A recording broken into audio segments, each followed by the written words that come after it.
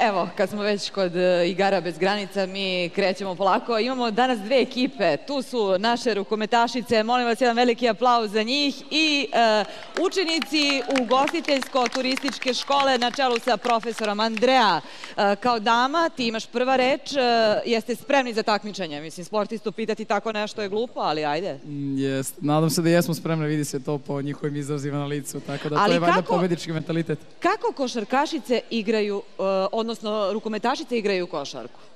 Pa po nekom pravilu trebalo bi da budu dobre sa loptom, tako da se nadam da će opravdati prosto. Vidjet ćemo. A kako konobari barataju sa košarkaškom loptom, profesore?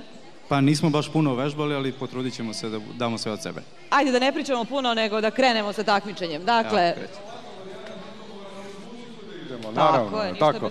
Zato ćemo da predstavimo i jednog umetnika koji je ovde sa nama.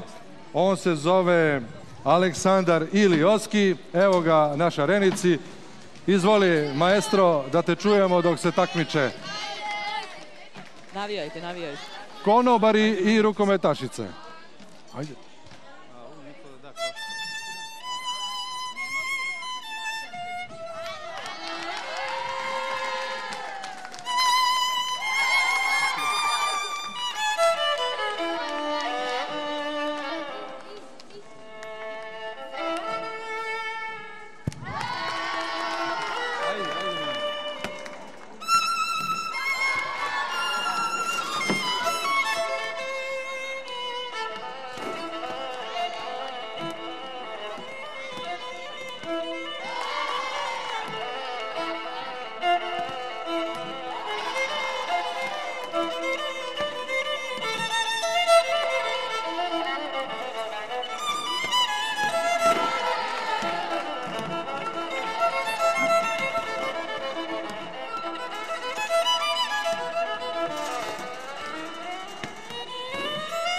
Takmičili su se konobari ugostiteljsko-turističke škole iz Vrnjačke Banje i polaznice kampa rukometnog ovde u Vrnjačkoj Banji. Marijana, imamo li pobednike?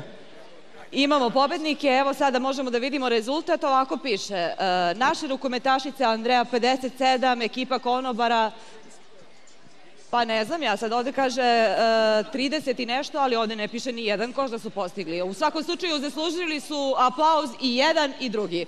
Rukometašice mi pobegoše tamo, one od silnog uzbuđenja su otišle da slave. Andrea, šta imaš ti da izjaviš? Da im čestitamo od srca. Ajmo da im čestitamo od srca. Svi.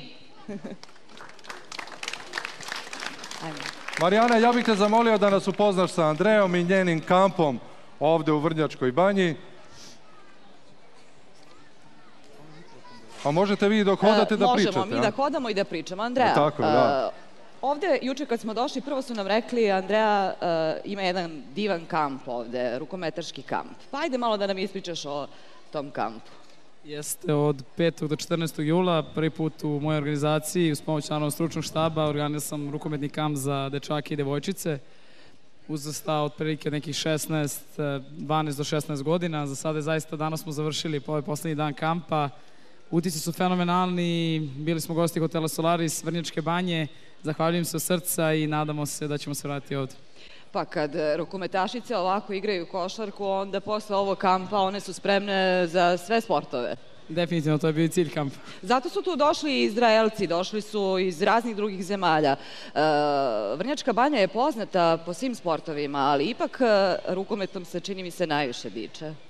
Definitivno, Vrnjačka Banja je pre nekoliko godina imala šampiona. Žao mi je što to danas nije slučaj, ali se nadam da će se uopšte ženski rukomet i rukomet generalno u Vrnjačkoj Banji opet vratiti nekako na stare staze uspeha. U decembru vas očekuje jedno bitno takmičenje. Jeste, radi se o svetskom prvenstvu, domaćini smo, prva grupa se igra u Nišu, velika očekivanja. Eto, spremamo se polako za to, to će proleteti, ostalo još par meseci i očekujemo napad na jednu od medalje. Mi vam držimo pesnice, uz vas smo svim srcem i biće prvo mesto, sigurno. Aplauz za uspeh naših rukometašica. A Vrnjačka Banja ima i boksera. Igore? Ali ja bi ostao na rukometu još malo. Možemo. Evo, Jelena je tu, ona je Vrnčanka i upravo dolazi sa lepim rezultatima iz Turske. Iz Turske se vratila. Jelena? Bili smo se iz Turske pre neki dan, pre možda nekih 10 dana.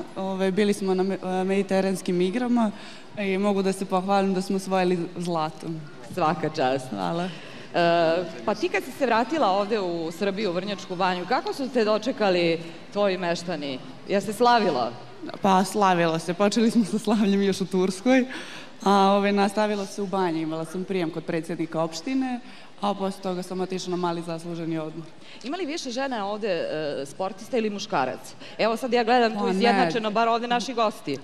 Šta kažete vi? Igore, kao predstavnik vaterpolista. Pa ne znam da li je više žena ili muškaraca, mislim da je to na kraju i nebitno.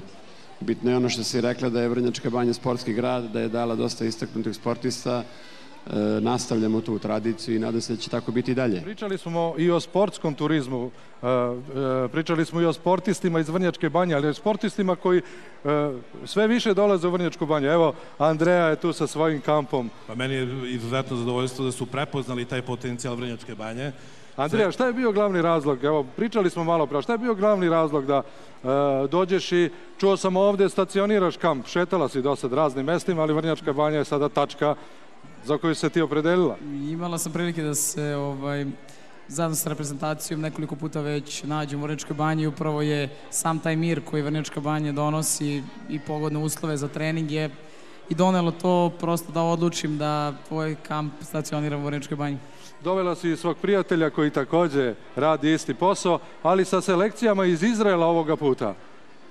Naravno, lako je ubediti ljude da dođu ovde. Dolazio sam ranije sa selekcijom Velike Britanije, sad sam bio sa decom iz Izraela i jednostavno je prodati ovu priču svuda. Mi trebamo samo da pokažemo šta Vrnjačka banja i šta ovaj kraj uopšte, pošto ja dolazim iz ovog kraja, može da ponudi, naročito u sportskom turizmu i treba da se ponosimo onim što banja ima danas i da to prodajemo i pokazujemo drugima. Koliko ste vi sportista doveli i kakvi su vam planovi? Pa ove godine je bilo 70 dece iz Izraela, što je zaista impozantan broj, onako kako jesu, nepoverljivi, oduševljeni su, to je mala reč, oni što su videli ovde, a planovi za neke naredne godine su da na ovom kampu koji je Andreja ustanovila kao tradicionalno dovedemo još više dece iz Izraela, Velike Britanije i čitave Evrope.